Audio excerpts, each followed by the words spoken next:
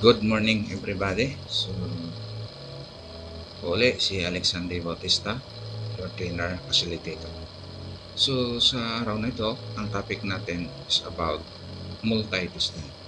So, bago natin talakayin ang multi-tester, may mga nakikita kayo sa screen, different color, and then, bawat kulay, meron siyang mga number. So, sa mga number na yan, may iba't ibang katanungan sa likod ng mga number na yan.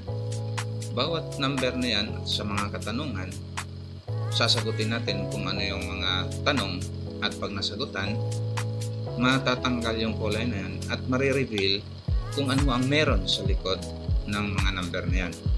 So, simulan natin. So, question number 1. Question number 1.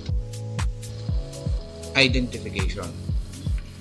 It is a tool used to remove a solder from a joint. So, anong tool daw yun na ginagamit para tanggalin ang joint? So, yan.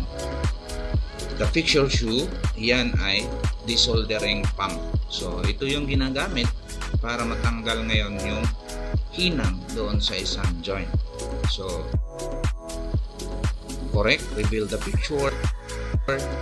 Yan, sino yan nasa loob? O sino yan nakikita nyo? Question number 2. True or false? The picture shoe is called the soldering iron. It is a tool with an internal heating element used to heat surfaces being soldered to the point where the solder becomes molten. So, true or false? So, the answer is true. So, correct. Reveal the picture. So, yan, dahan-dahan na nakita. Kaya lang, hindi natin alam kung sino yan. So, next question, question number 3. Multiple choice. The most commonly soldering lead is blank tin, blank lead. A, 95 by 5%. B, 50 by 50. C, 60-40. D, 63:7. So what is the correct? The correct answer is commonly used soldering lead is 60-40. So, correct. Reveal the picture. Yan. Lumabas. Dahan-dahan na. Mukhang kanino kamukha kaya yan. Isa sa inyo. Next, number 4 question. Identification. A tool used for making round holes in PCB. Ano ba yung tools na ginagamit para mabutasan o magkaroon ng butas ang isang PCB para may mount natin ang component? So, the answer is 12 volts mini drill. So, yan yung ginagamit natin. Next, correct. Reveal the picture. Yan. Last question, number 5. Which of the following tools is not used to cut wires? A, hacksaw. B, long nose plier. C, cutter blade. D, wire stripper. So, the correct answer is hacksaw. So, correct. Reveal the picture. Ayan. Trivia. Sino ba yung nakikita nyo? What do you think is in the picture? So, a British post office engineer who invented an instrument which could measure amperes or amps, volts, and ohms. Yan si Donald McAdee. Siya ang nakapag-invento ng tinatawag natin na multi-tester or BOM. What is the instrument can measure amperes, volts, and resistance? So, first, the analog multi-tester. So, sa nakikita nyo, yan ang tawag yan ay analog multi-tester. Now, objectives. First, define analog multi-tester. So, paano natin ma-explain? Paano natin mabigyan ng definition kung ano ang kahalagahan ng multi-tester? Number 2, identify and explain the parts of an analog multitester. Malalaman natin ang iba't ibang bahagi ng multitester. Ano ba yung mga parts? Ano ba mga term na ginagamit? At ano ba ang application bawat term o bawat parts ng multitester? Number 3, perform multitester calibration. So, paano mag-calibrate ng multitester? Bago gamitin, dapat nakakalibrate siya. So, paano siya? Ano bang mga steps na dapat susundan natin? Number 4, observe safety in handling an analog multitester. So, delikado ang tester, delikado ang gumamit, kaya dapat alam natin, mutual, ano ba yung safety precaution ni apply natin between two, sa yung na gumagamit at sa tester na ginagamit. Now, definition. Electronic terms o electronic test instrument are vital instruments that are often used for troubleshooting, repairing, and analyzing operation of the specific device. So, ito dong electronic instrument na to o test instrument ay ito yung ginagamit para ikaw ay mag-troubleshoot. Ano ba yung troubleshoot? Gagawa ka, magkukumpone, magre-repair, or i-analyze ngayon yung specific operation, both components. Ano yan? Component ba yan? Voltahe ba yan? Resistance ba yan? Or amperahe ba yan na ginagamit mo o gusto mong i-check? Next, the multitester or multimeter are sometimes called BOM or voltmeter and milliammeter is the best instrument that can measure voltage, kayang magsukat ng voltahe, as I said, resistance, or current. So, yun yung kaya niyang masukat. Kaya nga ang term na ginagamit dyan ay multitester. Because it mean to say na marami siyang application. Iba-iba ang pwede niyang paggagamitan. Now, there are two general types of multitester. First, the analog multitester. Second, the digital multitester. So, yan yung unang bahagi. Yan yung example natin ng analog multitester. Pangalawa, yan naman ay digital multitester. Now, the analog multitester has a moving coil assembly which characterized by a needle pointer. So, ang multitester, ang analog, makikita natin na meron siyang moving coil. So, yung moving coil na yan gumagalaw pagka inaalog natin.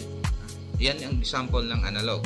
The advantage of analog multitester over digital multitester is a resistance test and testing electronic components such as capacitor and transistor.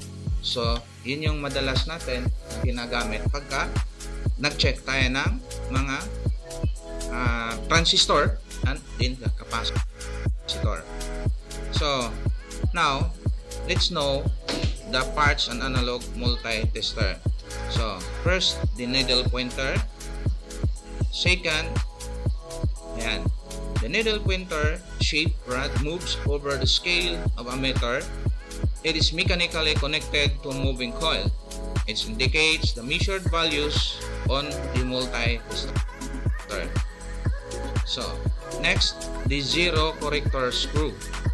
So, zero corrector screw makes it possible to adjust the pointer to the zero point of this scale. So, ang gamit nito ay adjust natin kung sasakto ba ang position ng inyong pointer doon sa zero. Kasi pag yan ay hindi sakto, hindi calibrated ang inyong tester, hindi magiging maayos ang magiging sukat nyo. Maaring kulang or maaring sobra. Next, range selector. So, range selector make it possible to select different function of the range of the meter. So, dito tayo mamili kung anong klase o anong range ang gamitin natin o ano ang variables na gamitin natin. Pwede ba siyang AC or DC or resistance or current. Next, DC volt range. So, sa DC volt range, used to measure direct current. So, ang gamit niya, susukatin niya ang direct or DC current only. Next, DC amp range. So, DC amp range, yan naman ang trabaho naman niya, used to measure ampere in a circuit. Then, next, common jack. So, ang trabaho ng common jack, used to connect negative plug of test probe. So, then, i-connect natin ang connector ng test probe na negative doon sa negative jack. Then, ohmmeter scale.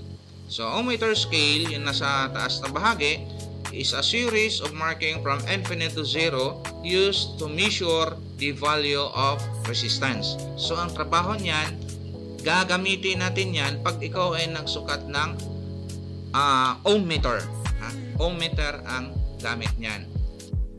Then, next, yung sa baba na bahagi, yan naman ay AC and DC voltmeter scale.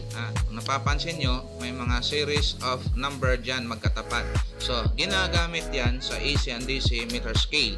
A series of marking used to measure the value of voltage. Next, test probe. So, ang test probe natin, a wire with test point used for connection of the unit to be checked. Ayan. Ito ngayon ang pang-test natin.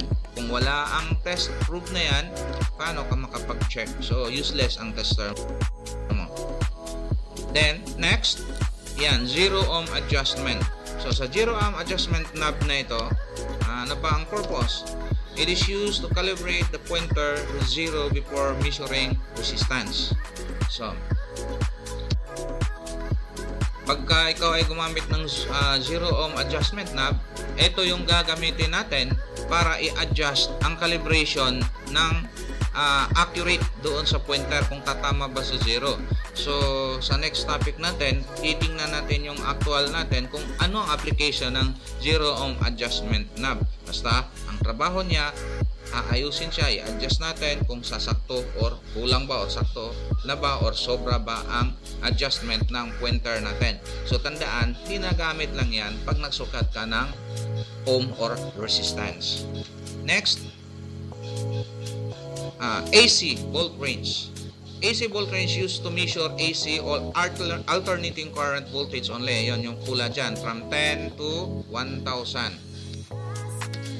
The next, ohmmeter range used to measure the resistance in the series of number. Yung nakita nyo dyan, ito times 1 hanggang times 10k. So, doon ka naman titingin sa taas. Ayan.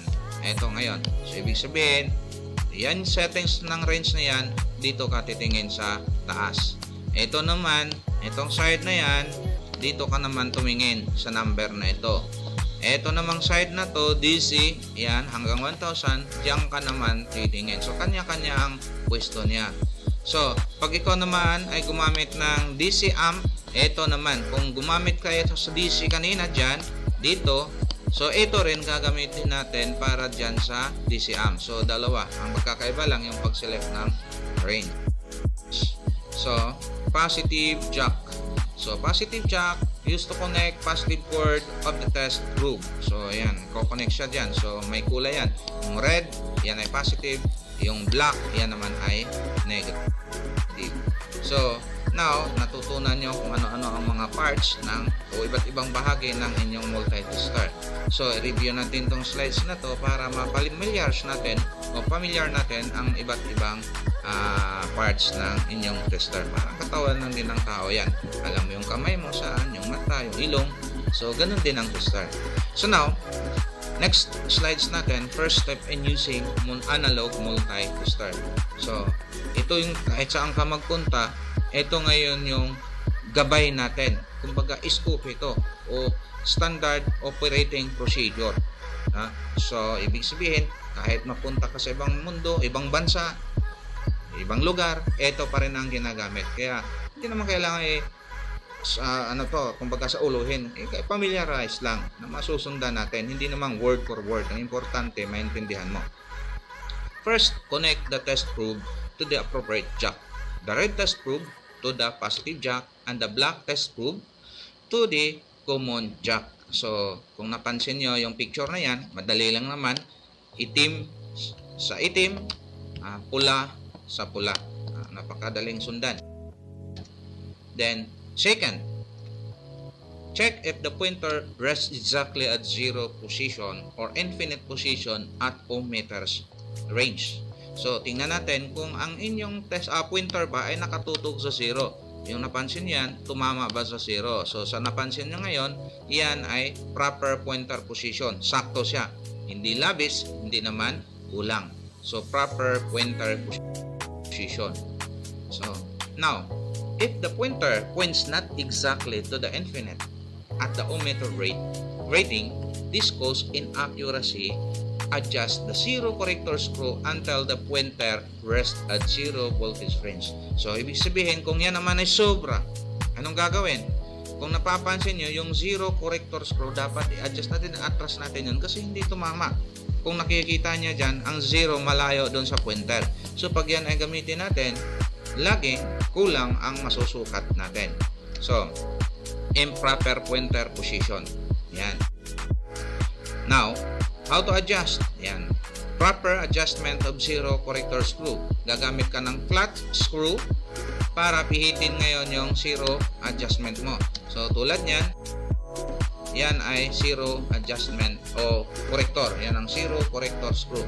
So, check the accuracy of the ohmmeter by touching two test tubes. Set the multi-tester to times 1 ohm or times 10 ohms. Select range.